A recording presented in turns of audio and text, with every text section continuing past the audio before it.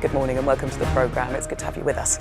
We begin in Venezuela this morning, where self-declared interim president Juan Guaido has told us he's not worried that his attempt to lead the country could cost him his life or his freedom. Speaking to our correspondent Annalise Borges in Caracas, he also talked about the increasing isolation of Nicolas Maduro, saying the current president has no political future. As the pressure grows on Maduro, a group of MEPs were denied entry to Venezuela yesterday. They were supposed to be meeting Juan Guaido, but they were put back on a plane and flown home. Annalise Borges is in the Venezuelan capital for us this morning. Let's go straight to her. Morning to you, Annalise. So we had MEPs being turned away by Maduro's immigration officials. Meanwhile, Juan Guaido is saying that Maduro's leadership has no future. From your interview with Guaido, do you think he really believes he can win this standoff?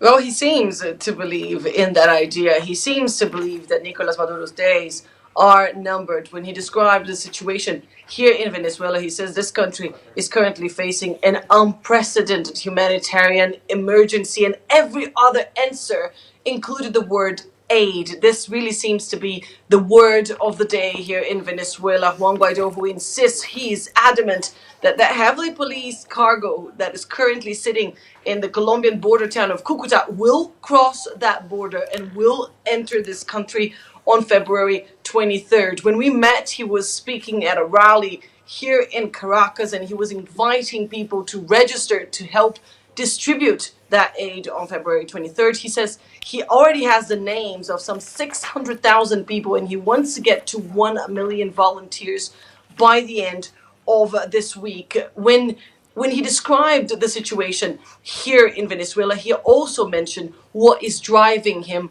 personally. He says this is the reason, the current situation in this country is the reason why he's putting himself out there. He's exposing friends and family. He says this standoff, this current state of affairs, and this Venezuela is a country he wants to leave behind, and he wants to help rebuild. Take a listen. No va con que me pueda costar la vida o la libertad. Nosotros hemos entregado nuestra vida al servicio público y sabemos los riesgos a los cuales nos enfrentamos. Nuestro único miedo en este momento es que se normalice una situación como la que vive Venezuela, que vas a un hospital y los niños mueren de desnutrición o deshidratación, que vas a un hospital y no puedes comprar un antibiótico, algo tan sencillo como un antibiótico. Annalise, Guaido's got the support of the US and most of Europe. Of course, Maduro, for his part, has the support of Russia and of China. Is Guaido concerned by that? Well, Juan Guaido is actually very appreciative of this international support. He knows, and his entourage knows, that without this international support, they would not have come this far. This is the first concrete challenge the administration of Nicolas Maduro is facing, precisely because Juan Guaido has the support of nearly 60 countries around the world. But what is interesting is that Guaido insists that he can get even more support, and that Nicolas Maduro, on his side, is unlikely to get his friends to stand by him for much longer. Hoy Venezuela pasó de producir 3 millones de barriles de petróleo, 3 millones y medio de barriles de petróleo, a producir 1 millón de barriles de petróleo. Entonces, pragmáticamente, lógicamente, económicamente, financieramente, le conviene a Rusia que un país que es su socio comercial produzca de 3 millones a 1 millón. Creo que la respuesta es obvia. ¿Le conviene a un país como China que el 90% de lo que invirtió en obras estén paralizadas? Creo que la respuesta es obvia.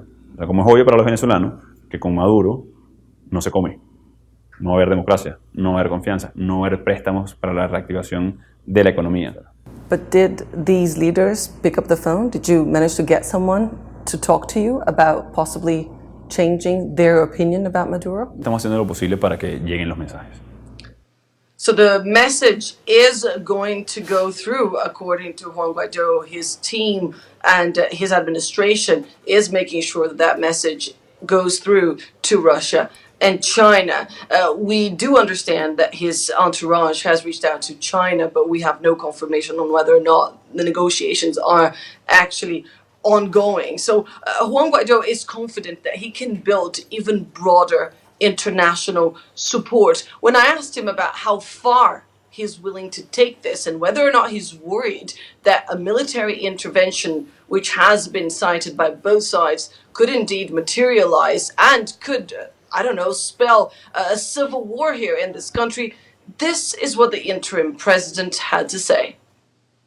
Posibilidad de una guerra civil, y debo decirlo, porque nadie está dispuesto a inmolarse con Maduro, nadie está dispuesto a inmolarse a alguien que no tiene futuro político, que no es reconocido por el mundo, que no tiene el respeto ni la lealtad de sus subalternos, que rompió la cadena de mando al no haber sido electo para ejercer un cargo que no le corresponde. Entonces esa opción, con lo cual asusta a Maduro, y por eso todos los días hace ejercicios militares y trota y se muestra con la tropa, mientras que nosotros estamos movilizándonos con la gente, con un voluntariado muy pacífico, vestidos de blanco, buscando la ayuda humanitaria, buscando donaciones para atender la emergencia. Así que no hay una posibilidad de una guerra civil en Venezuela ni un derramamiento de sangre, porque uno pasa todos los días y nadie está dispuesto a inmolarse por alguien que no tiene ningún tipo de aglutinamiento ideológico ni siquiera, y está buscando cómo salvarse él y no proteger a sus ciudadanos. The sense we get there is of Juan Guaido, very confident that he has the support of Venezuelans and not Nicolas Maduro having that support. Annalise, how does he characterise the difference between the two of them? Well, he says, as you mentioned, Bill, that he has the backing of the vast majority of Venezuelans, and it's not really about him, Juan Guaido says. It's about change. Him and his side, the opposition here in Venezuela, say that they are the ones that embody that hope, a hope for a new Venezuela, one that Nicolas Maduro is unable or unwilling or both to give them. Y de manera alarmante, porque quien paga es la ciudadanía. Maduro está absolutamente desconectado de la realidad venezolana. Así que el futuro para Venezuela está garantizado.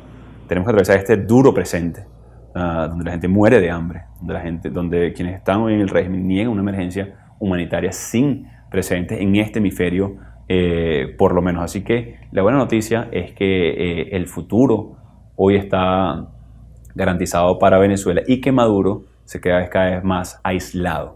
So an optimistic Juan Guaido who says the future for Venezuela is guaranteed. Of course, international observers, are quite concerned about his movement losing steam because this crisis, this political standoff, is dragging on, and February 23rd will be Guaido's biggest test.